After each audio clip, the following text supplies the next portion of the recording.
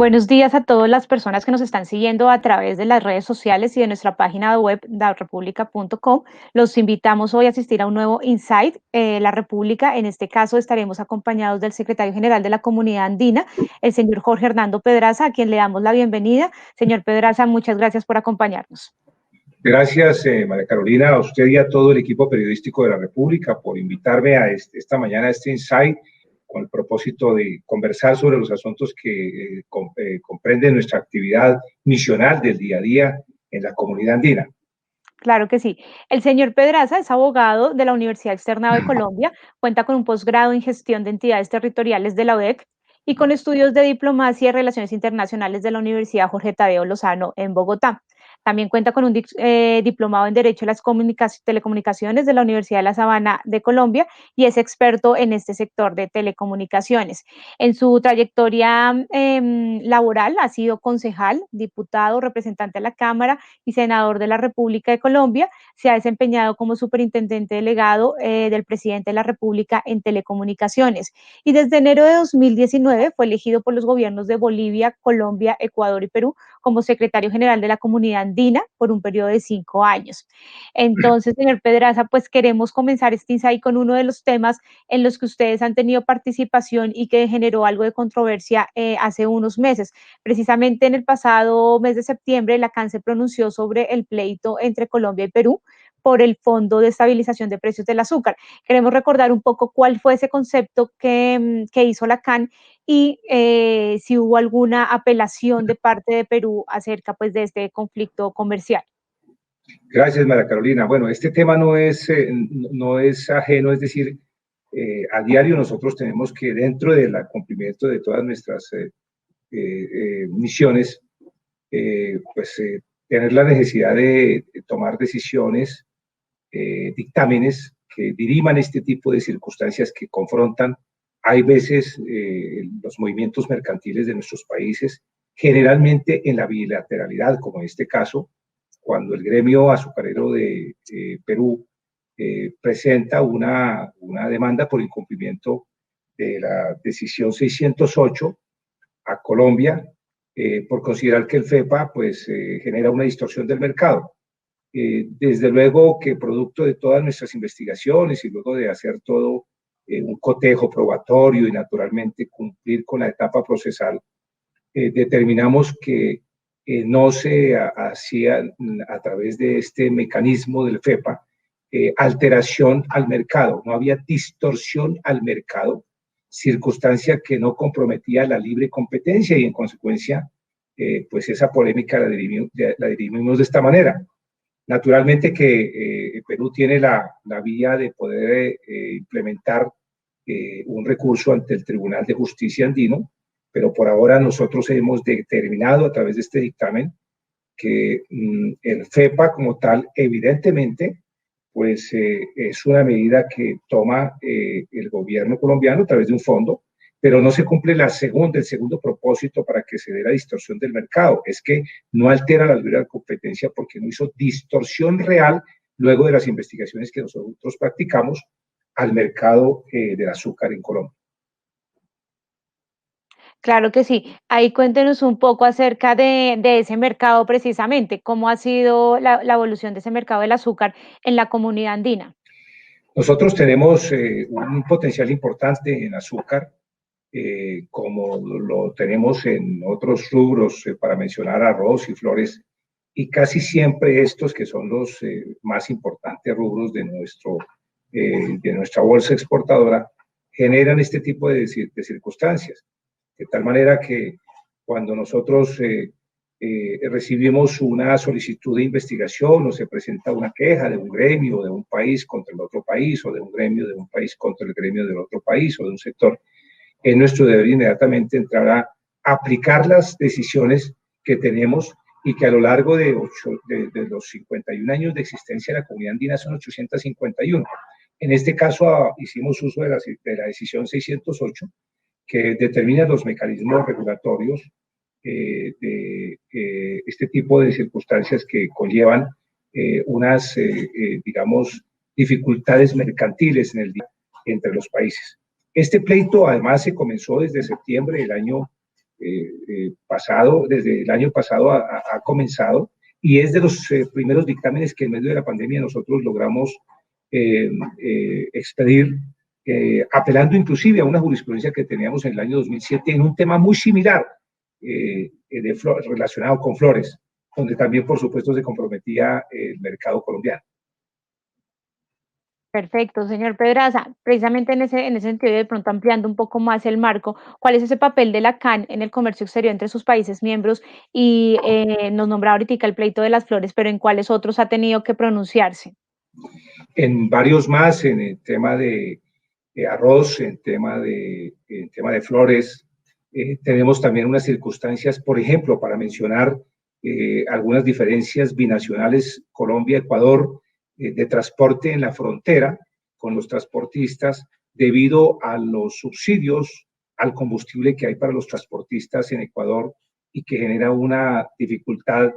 sobre todo en las zonas allí de frontera, particularmente en los departamentos de Nariño y Putumayo en Colombia. Pero por supuesto que hay otra serie de elementos allí que contribuyen a que esto sea un panorama un poco más difícil y que tengamos hoy en esta dificultad de combustibles prácticamente que un pleito histórico que muy pronto desde luego debemos asumir y solucionar en este escenario al que hemos venido trabajando con mucha dinámica desde mi llegada, con mucha actividad, porque queremos siempre la prontitud. Creo que la celeridad procesal y abordar los temas de manera directa han sido parte de nuestro estilo desde la llegada a la comunidad andina, como otra serie de dificultades, por supuesto, que se han presentado en otros órdenes, pero que son, como se los dije al principio, un poco en este aspecto el día a día y la tarea que debemos cumplir en el ánimo de mantener la integración de nuestros mercados y de cumplir con, digamos, el mandato y la filosofía de nuestros fundadores,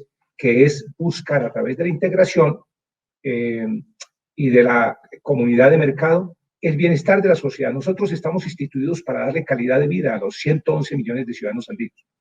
Por supuesto, precisamente cómo ve la competencia agrícola de la región, siguiendo con este tema. Para Carolina, creo que la pandemia nos ha enseñado varias cosas. En primer lugar, que nosotros hemos venido en desigualdad de circunstancias participando en las economías mundiales y creo que la globalización fue buena, pero también dejó rastros no buenos en el mundo y en la sociedad. Y creo que la pandemia, estoy convencido que la pandemia cambió ese criterio y la globalización que había ya no va a ser la misma que hoy vamos a tener, o a lo mejor no tendremos una globalización. Creo más en los mercados regionales, creo más en la solidez y desde luego en la complementación de la región para hacer una integración y una fortaleza que nos permita convertirnos, por ejemplo, a propósito de la pregunta, ahí va la respuesta,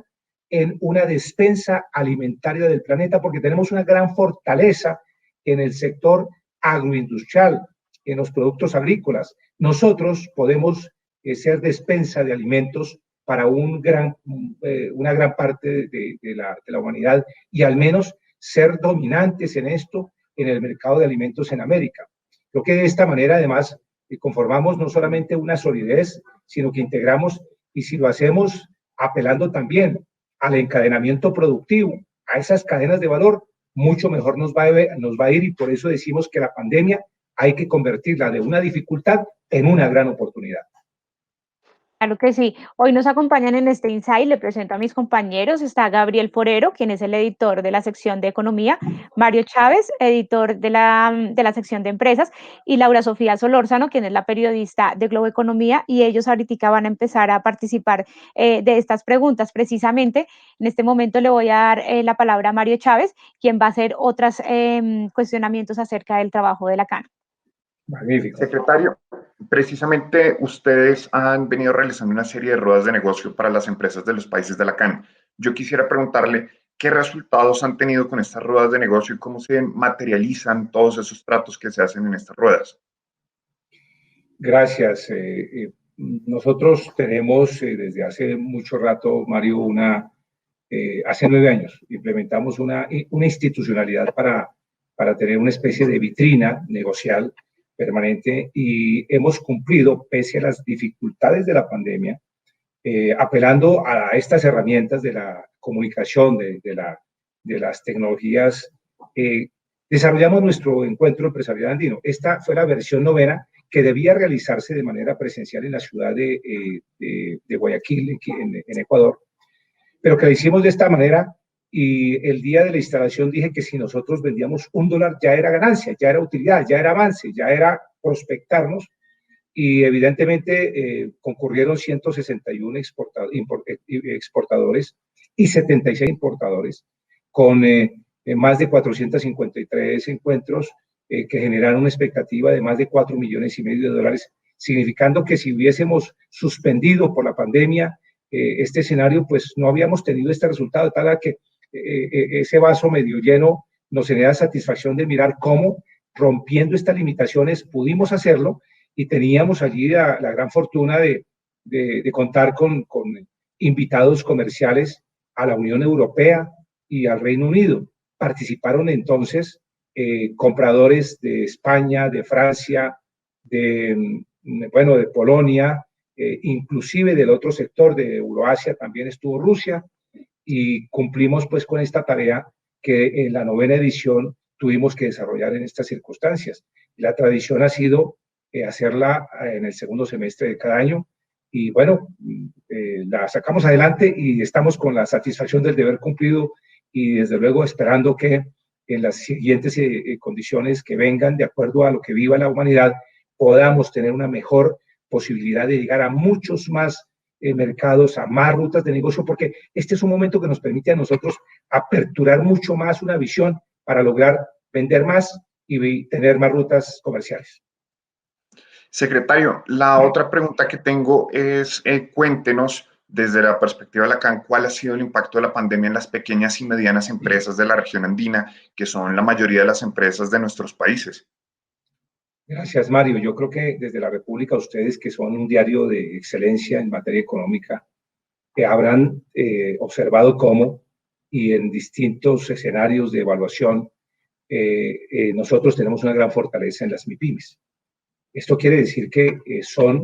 las políticas nuestras tienen una mejor focalización para estimular, para fortalecer, para impulsar las MIPYMES, porque son el 90% de nuestra organización empresarial, de MIPYMES bolivianas, colombianas, ecuatorianas y peruanas, que de paso cumplen una tarea enorme de repercusión social, porque generan más del 60% de nuestro empleo. Por eso, muy desde el comienzo, en asocio con el OIRSA de Centroamérica y el CBP del Cono Sur, esto es, juntando 18 países, más o menos 580 millones de habitantes, toda América Latina, expedimos una guía de bioseguridad para el sector rural y para la cadena alimentaria y la cadena de transportación hasta llegar a los centros de consumo. Recuerden que estuvimos totalmente cerrados en nuestros países al principio. El mundo entero utilizó como mecanismo de mitigación para proveer políticas que preservaran la salud y la vida de los ciudadanos, y por supuesto teniendo en cuenta que el daño a la economía no fuera de esta manera. ¿Cómo no? Los primeros afectados fueron las MIPYMES. El sector más golpeado fueron las MIPYMES. Y también implementamos unos cursos de capacitación, los cuales han logrado convocar 820 MIPYMES. Hemos hecho 6 de 8 versiones. La séptima está para la siguiente semana y la última la tendremos en diciembre, capacitando a los pequeños y medianos empresarios de la CAN, acercándolos más al proceso exportador, ilustrándolos sobre los mecanismos para que sus productos no se pierdan, sus cosechas no terminen diseminadas en mercados en donde incluso los intermediarios locales abusan, y que puedan ponerse, desde luego, en el curso de los mercados externos, teniendo una mejor condición de ingreso, fortaleciendo nuestras economías y, desde luego, cumpliendo la misión para la cual fuimos creados, dignificar muchísimo y mejorar y beneficiar a los ciudadanos para tener mejor calidad de vida. En ese orden de ideas, nuestras MIPYMES han recibido el impulso de parte nuestra, también en materia de, digamos, de modernización. Veníamos trabajando, como lo estamos haciendo, de una manera muy frontal, una agenda digital andina en el criterio de modernizar la CAN, y esto también lo aplicamos casi que lo que hicimos fue ponerle un acelerador porque teníamos ya muy claras los diseños de unas estrategias y unas políticas de modernización que implicó digitalizar muchos procesos para que nuestras MIPYMES fueran beneficiadas, por ejemplo, en los tránsitos de frontera, por ejemplo, en los temas aduaneros, en fin. En ese orden de ideas de las ayudas, Gabriel Forero, nuestro editor de economía, tiene una pregunta. Sí, secretario, lo que nos gustaría saber a nosotros es, más allá de estas guías y pues estos acompañamientos que ustedes han hecho, si han lanzado algún tipo de ayuda o estrategia desde la CAM para fortalecer el aparato productivo pues de sus países miembros. Gracias, Gabriel. Además de esto, naturalmente que las oficinas exportadoras de nuestros países, quienes contribuyeron de una manera solidaria, por ejemplo, en este encuentro, pues focalizamos acciones para que, por ejemplo, el encuentro empresarial andino tuviera unos puntos determinados y focalizamos en el sector de agroalimentos, de productos procesados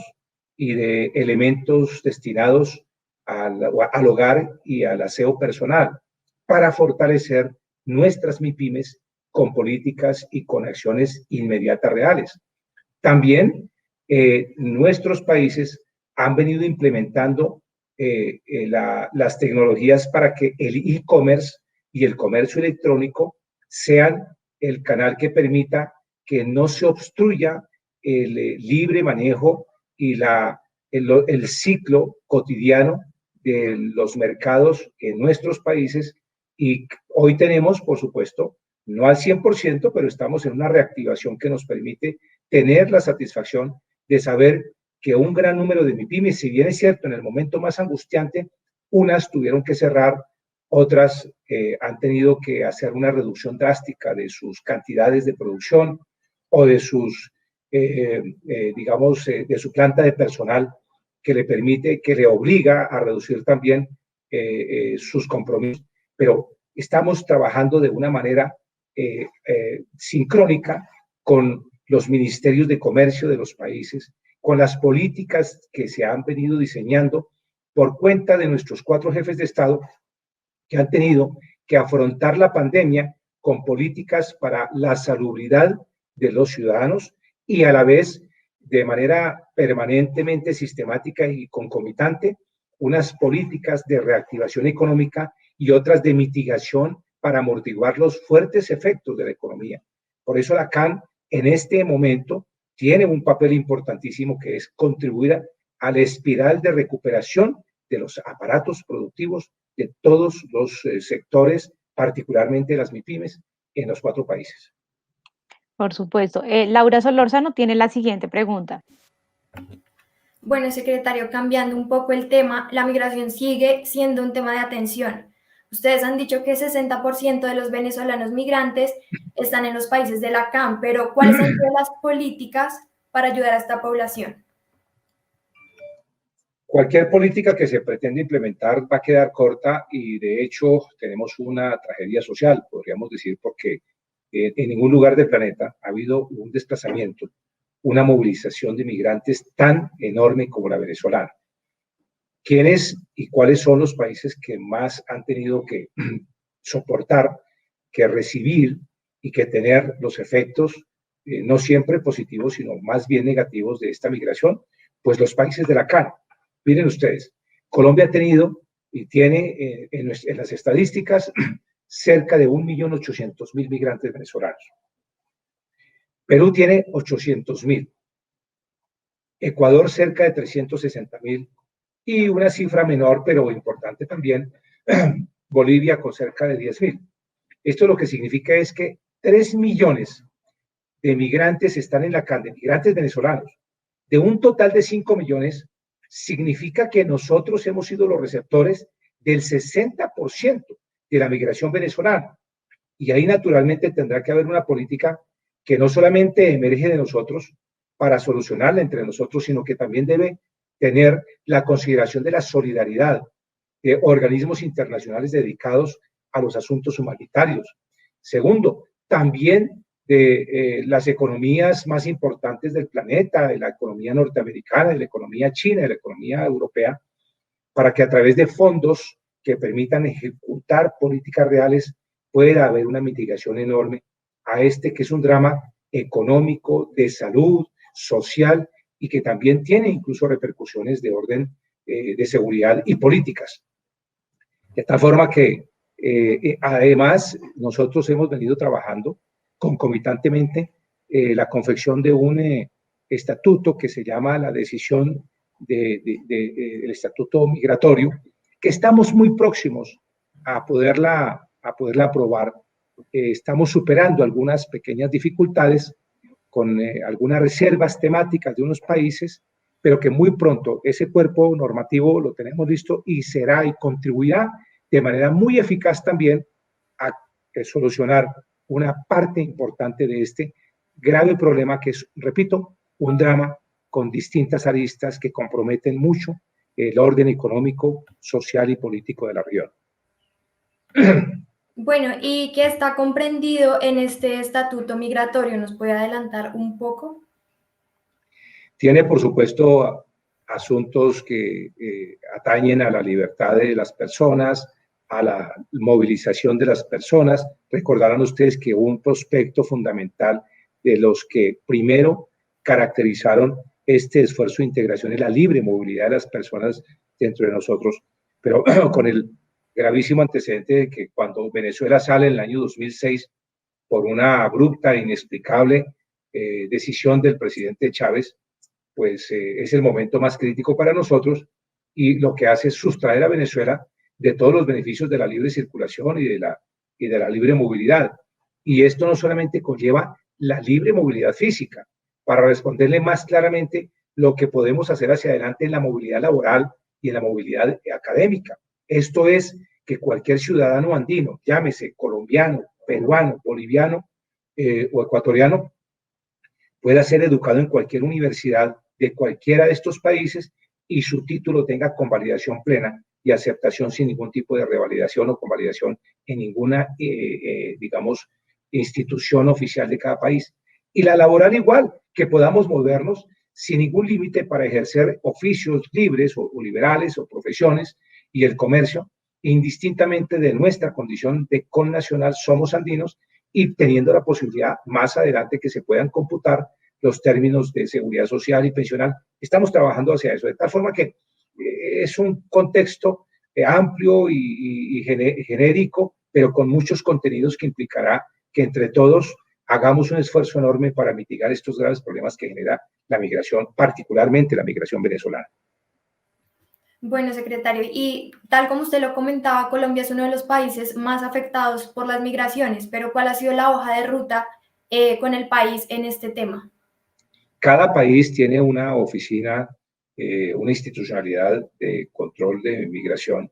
y Colombia tiene naturalmente el mayor, no solamente el número de migrantes, como ya lo he señalado, cerca de 1.800.000, bueno, registrados, porque es que en el paso de frontera ocurren vulneraciones diarias que seguramente no se alcanzan a llegar a las estadísticas, pero tiene el agravante de poseer cerca de 1.600 kilómetros de esta frontera, que es una frontera muy porosa, y esto genera dificultades de las que a diario ustedes como periodistas y ustedes como medio de comunicación están contándole al país de tantas dificultades, de tantas circunstancias calamitosas, inhumanas incluso, que viven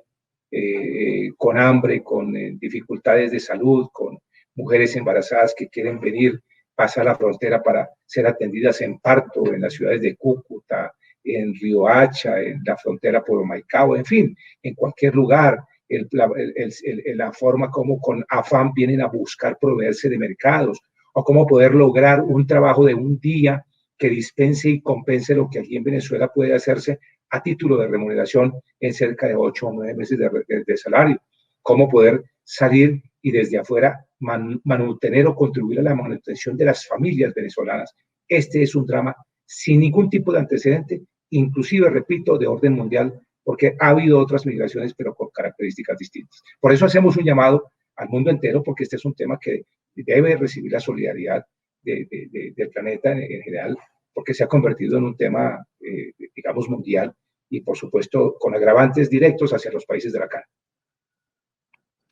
Por supuesto, vamos a entrar entonces al bloque de preguntas sobre temas, digamos, dispersos sobre el trabajo de Lacan. Gabriel Forero, tienes la siguiente pregunta.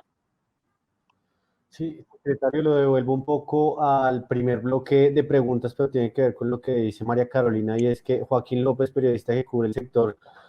agropecuario, nos envía esta pregunta. A Colombia han llegado reclamaciones por parte de otros países debido a los planes de ordenamiento a la producción de algunos productos. Hasta el momento ya hay un fallo de la CAN en un tema puntual, que fue el que ya hablamos, como el de azúcar, pero ¿hay algunos otros sectores del agro que tengan reclamaciones de este tipo? Sí, evidentemente el año pasado dirigimos otros temas,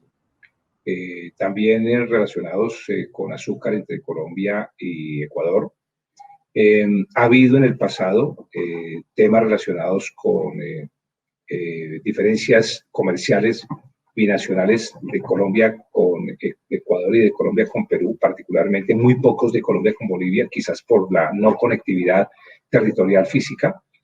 que comprometen también rubros como el de las flores. Inclusive en este fallo que hemos tomado, en esta determinación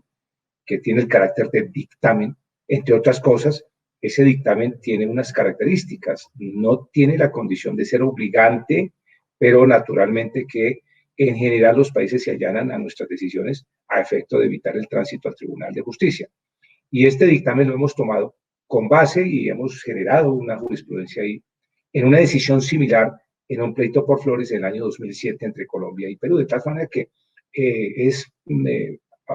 acostumbra a ocurrir este tipo de diferencias. Tenemos otros pendientes, como por ejemplo una investigación sobre elementos dedicados a la interconexión, básicamente cables, producción de estanterías, de elementos físicos para las interconexiones, para las construcciones de desarrollos energéticos, en donde ha habido siempre diferencias, y la CAN tiene, porque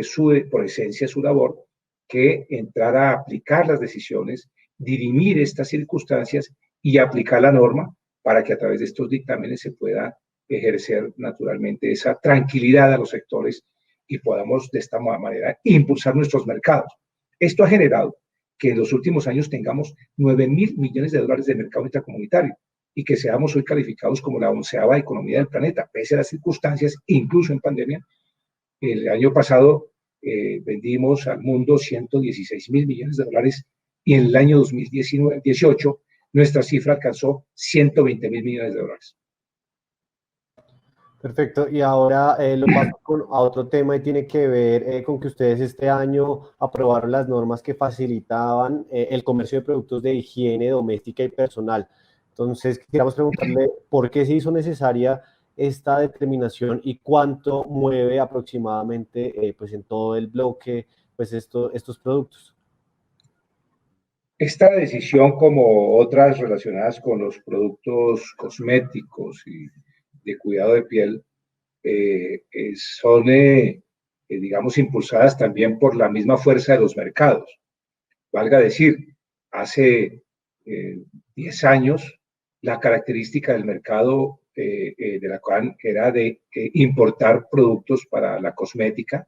y para el cuidado de piel y para esta línea de productos que tocan incluso el aspecto dermatológico. Y hoy somos exportadores, es decir, que la característica y la dinámica,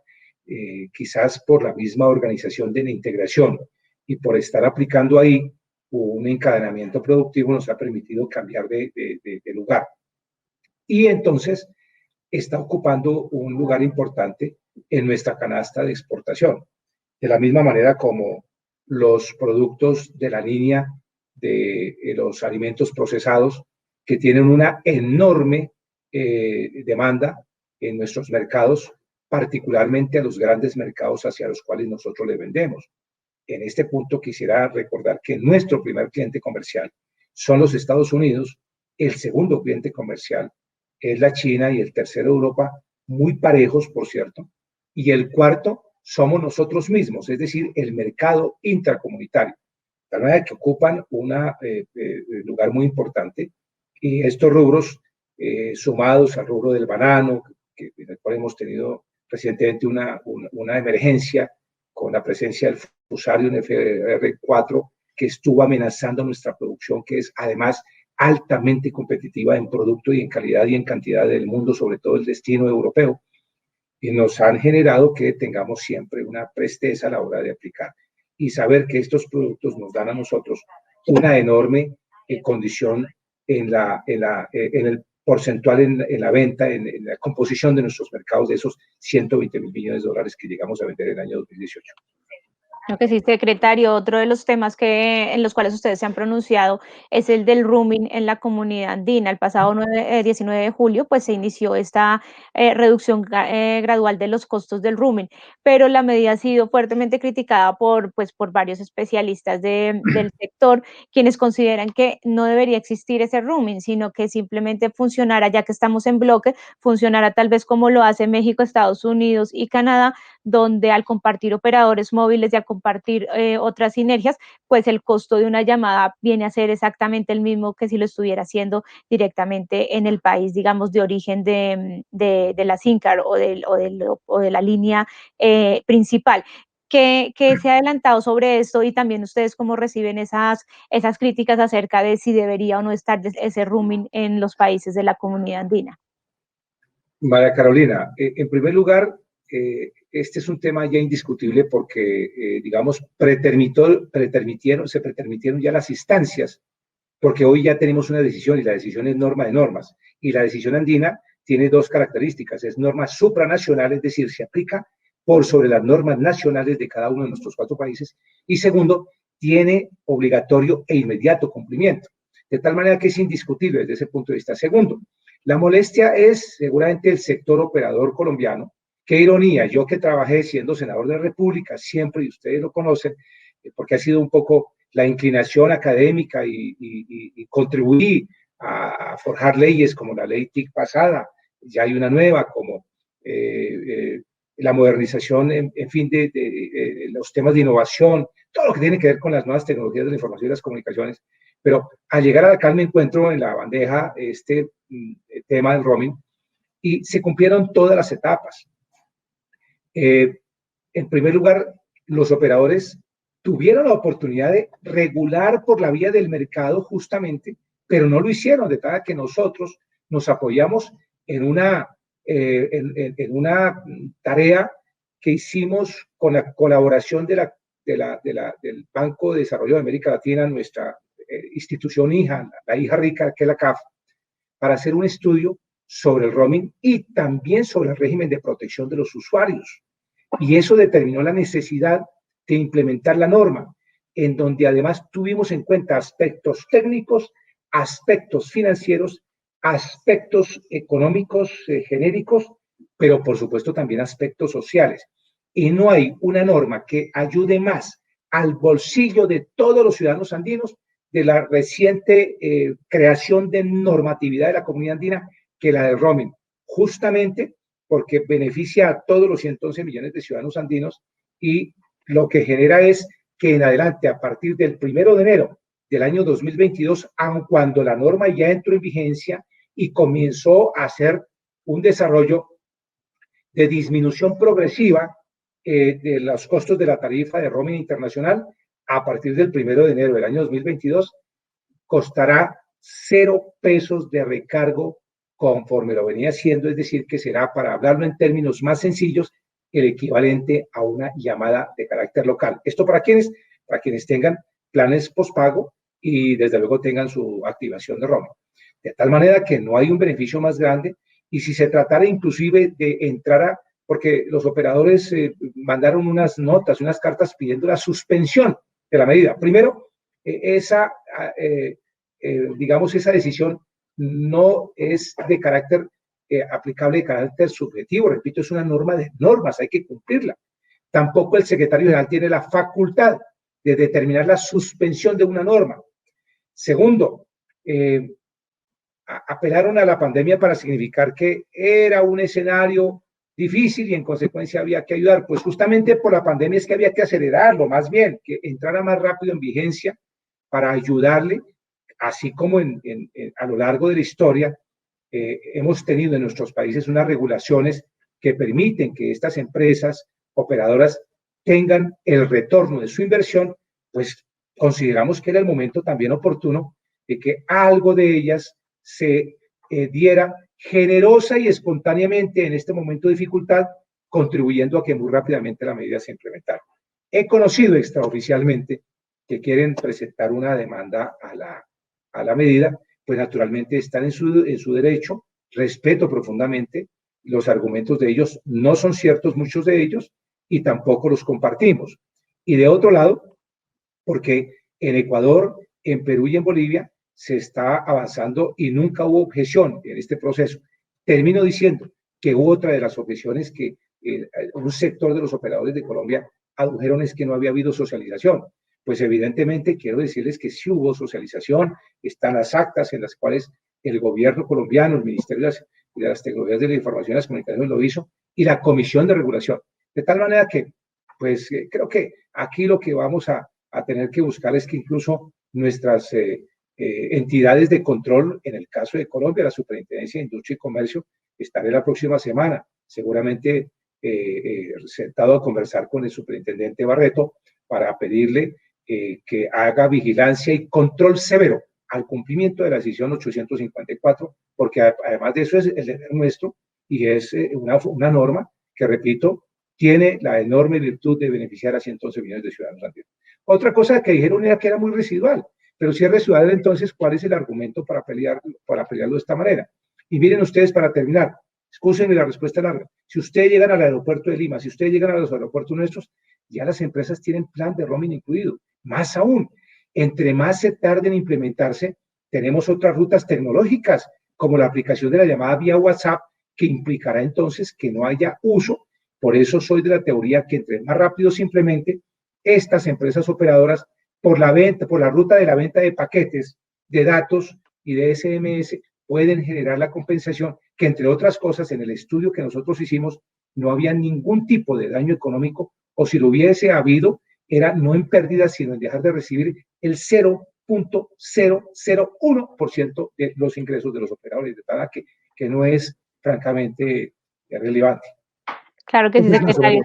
No, muchas gracias por la aclaración y por la respuesta tan completa. Mario Chávez tiene una última pregunta. Secretario, y yo lo quiero llevar a la parte política de los países de la comunidad andina. Ninguno de los cuatro está pasando precisamente un momento fácil. Yo quisiera preguntarle, ¿a ustedes no les preocupa que haya manifestaciones al mejor estilo chileno y que todo este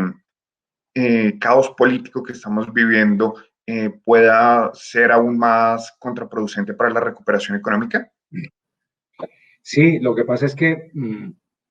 no obedece al entorno misional nuestro. El secretario general debe no pronunciarse en aspectos que implican, realmente son del fuero de los presidentes, de los jefes de Estado, que son mis jefes en realidad, y que conforman, para efectos institucionales, la más alta jerarquía, que es el Consejo Empresarial, el Consejo Presidencial Andino, y que deben en el día a día los jefes de Estado, de acuerdo a las circunstancias sociales, implementar estrategias y políticas, unas en el cumplimiento de sus programas de gobierno, otras que devienen con el paso de los días y de las circunstancias asombrosamente dinámicas que se presentan por cuenta de la sociedad, y otras porque son políticas de Estado. Pero no les dable al secretario de la CAN opinar sobre el contenido de las marchas, sobre si tienen razón, sobre si evidentemente pedir una agenda para que se sienten los jefes de Estado para hablar de paz genéricamente o de seguridad genéricamente o de derecho a la vida, porque no corresponde realmente al fuero de la Secretaría General. De tal que nosotros lo que sí hacemos, por supuesto, quede muy claro, es que apoyamos de manera incondicional, como lo hicimos en el momento de la pandemia, las políticas que los jefes de Estado hayan implementado para mitigar, en este caso, los efectos sobre la salud de los ciudadanos andinos y la economía, y para el caso de la pregunta, las estrategias que ellos determinen para dar estabilidad social, tranquilidad ciudadana, protección de los derechos individuales y colectivos y, por supuesto, marcha próspera de las naciones, porque eso es lo que nos importa y nos interesa en medio de una debacle mundial frente a la cual la CAN no ha sido la excepción. Claro que sí, pues muchísimas gracias. Con esta pregunta terminamos nuestro insight. Le agradecemos por su tiempo. A Gabriel, Mario y Laura Sofía también muchas gracias por acompañarnos y por supuesto a toda la audiencia que nos siguió a través de la página web y de nuestras redes sociales. Esperamos pues verlos en una próxima oportunidad de Insight LR. María Carolina, muchas gracias a ti, a Mario, a Gabriel, a Sofía y al Diario La República por esta oportunidad para acercarnos más al ciudadano, para contarles lo que hacemos. Y quiero cerrar, además de agradecerles, diciéndoles que vivimos una etapa de dificultades, pero con muchas oportunidades, y que estamos trabajando con mucho auge, con mucho impulso, con mucha energía, convirtiendo la CAN en ese organismo moderno, dinámico, cercano al ciudadano y con resultados. Incluso que pasa por la postura conforme lo ejerce, y además de eso, en el momento importante para Colombia, que ejerce la presidencia pro tempore de la CAN, en nombre del país, el presidente Iván Duque, con la Carta Ambiental Andina, con una agenda para hacer más actualización de nuestras decisiones y ponernos más a punto con la tendencia de los mercados y de los consumos y los consumidores y las nuevas formas de consumo. Y por supuesto para modernizarnos más y estar más cercano, dando mejores resultados y creando mejores equilibrios y generando muchas más oportunidades comerciales para fortalecer nuestras economías que nos permitan dar, desde luego, tranquilidad y beneficio a efecto de mejorar la calidad de vida de los ciudadanos andinos, que es el postulado máximo de nuestros fundadores hace 51 años. Muchísimas gracias a ustedes. Muchas gracias a usted.